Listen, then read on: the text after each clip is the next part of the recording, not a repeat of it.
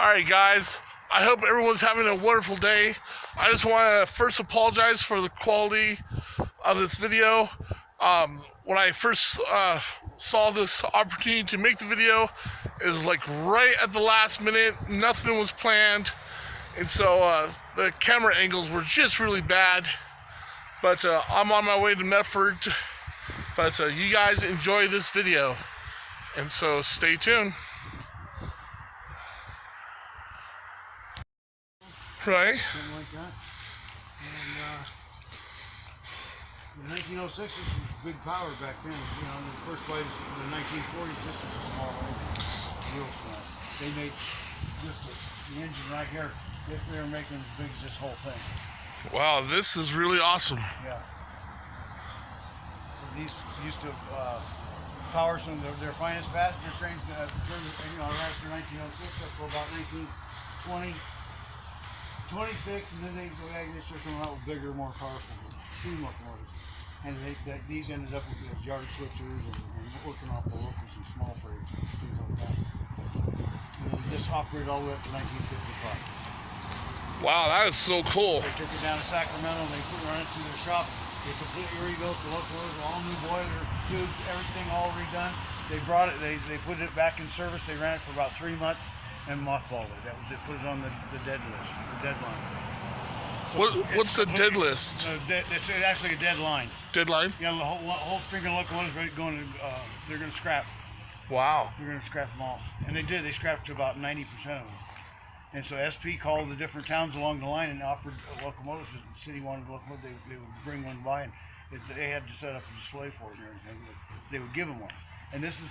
Only got 3 months running time on it after it was totally rebuilt. The boilers and everything, so they drained the. I think there's still oil in the bunker a little bit, but they drained the what they call the tank here, the water tank. And this is the oil up here, they're oil fired. And then right up there. Yeah, these drink a lot of water. Yeah, that's your crude oil up there, and over here is water. This part's all water. They use a lot of water. And then it's it's consolidation. It's a 280. Two-wheel pony truck in the front, and then you got your driving wheels right here, and then it doesn't have a trailing truck, and then you put your tender on the front truck. And the cab's completely redone. We're still missing a few gauges that we haven't got a hold of yet. One of the guys redid all the doors and windows, built all the wood frame. This thing was totally stripped.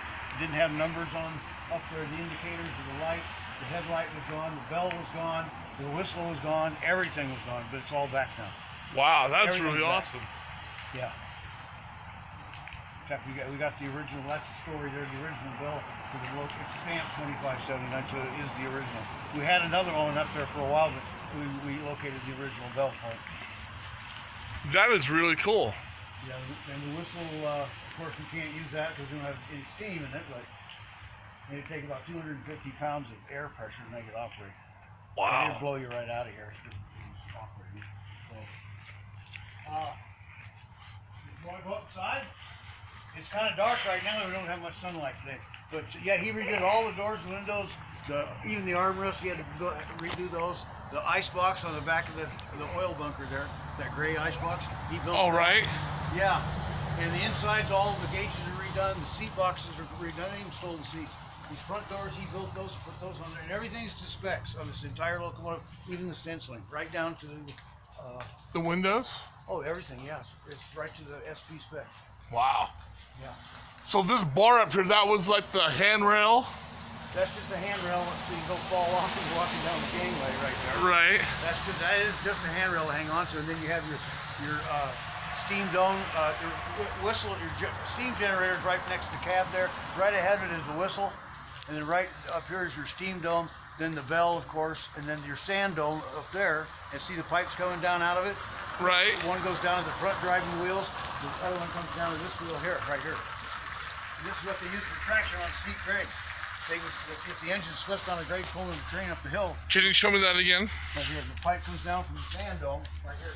Right. It's all air controlled. The engineer controls it from the cabin. Just flips the switch, and the air forces air into the sand dome, and it puts sand on the top of the rail. It gives you traction when the wheels run over it. That is really awesome. Otherwise, sometimes the wheels will slip like you see in the movies. Right. Well, he just opens the sanders up and they'll stop slipping right away. That's really cool. And once you get going, then he can shut them off because it leaves a cloud of dust comes out. Wow. And they're loud, real loud. These are real loud, especially when they're working hard up a hill pulling heavy terrain. Now I've just redid the headlights and the number boards up there, the indicators up there. Those are working. But I got to come by and replace the lights every now and then. And the class lights are right ahead of them. They're not, the light bulbs are burned out yet. And it does need a paint job again, but Right. It's starting to fade a little bit. Does it ever get washed? Do you have a group of people? Twice a year.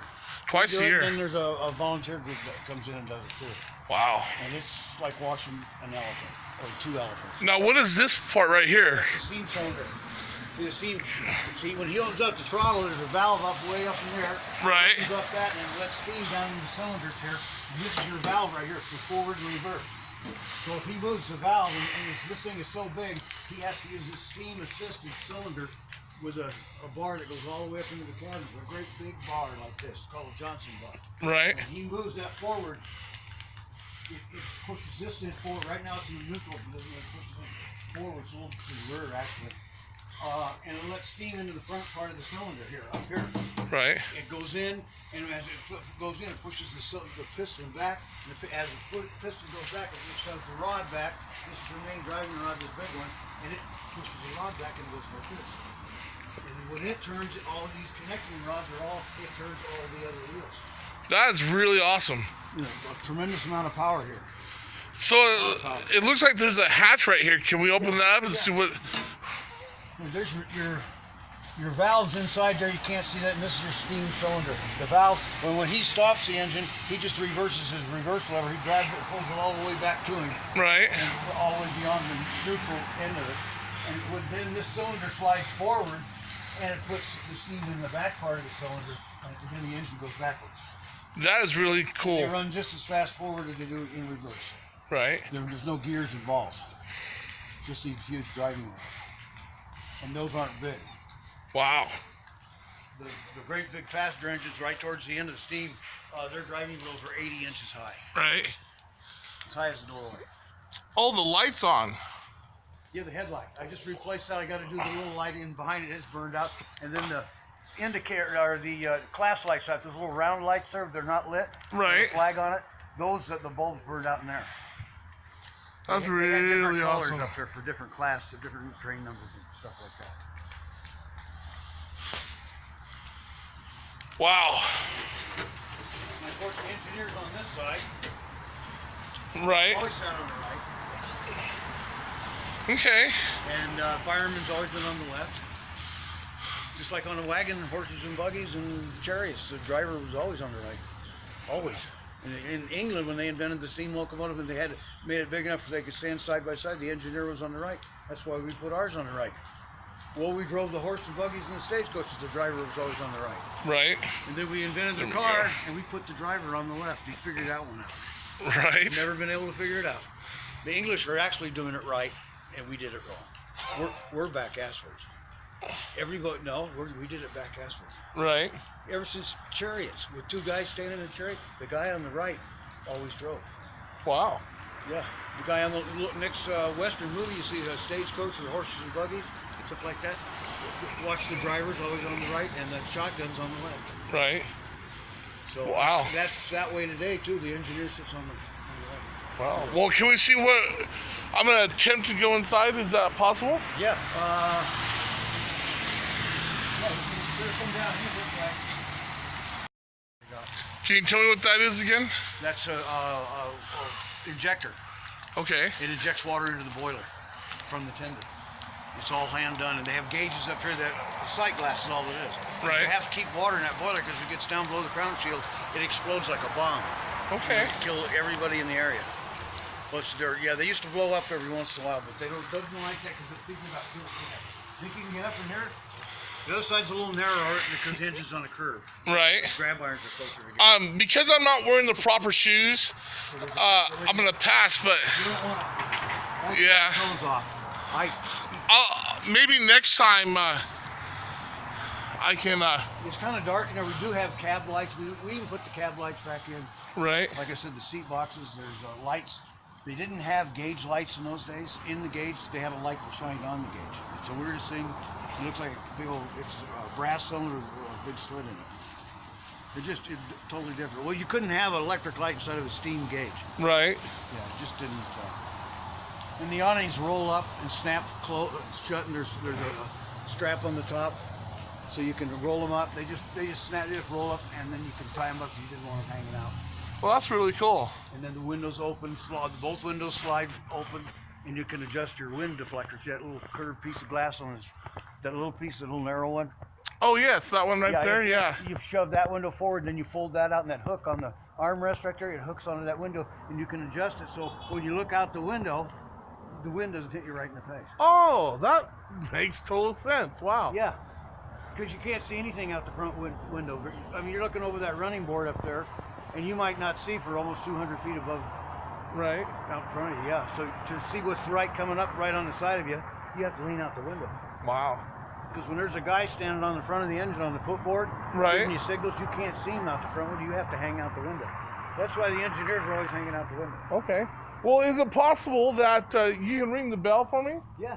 Cool. I can do that.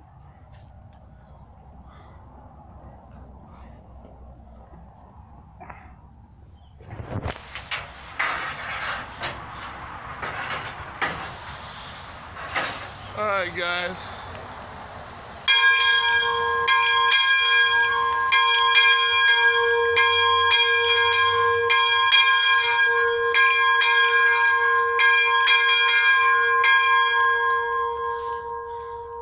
Can you open the window? Yeah.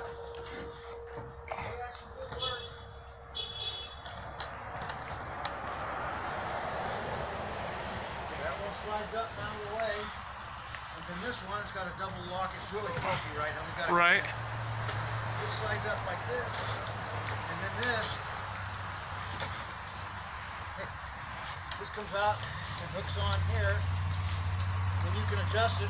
Right. So when he's riding down the track here, oh, it's really dirty. Right. See, he can hang out. He can look down the side. Because when you look out the front window, I almost look over the top of those bushes up there.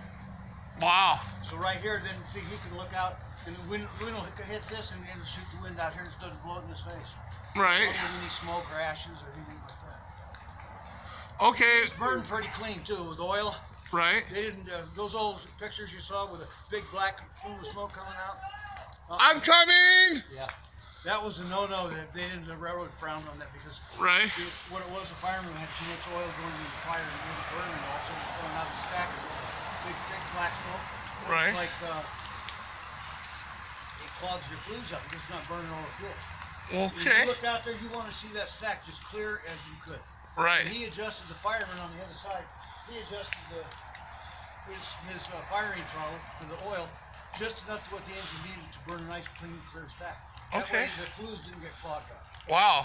All right, well, I would like to thank you, but my friends are waiting for me. And my name's Eric. I never got your name. Greg. Greg, nice to meet you. And is there some place or a place I could call to maybe get more information about the train? You know what? I'm coming. I know. I was supposed to sell these. I don't know if I got it in here or not. Hold on. Doggone it. We got a book on these things. I'm walking out right now. I'm really not walking out. I think I took them home because we're not bringing them up here. Right. They draw moisture. Okay. The book on these. You can get one at the. They got them down there at the museum. Okay, I'll check them out. Go right down to the museum. They got them right in the lobby. Ask the gal about the book on the 25 cent million down at the park. Excellent. I hate to run, but this was like a last minute video, but thank you. You betcha.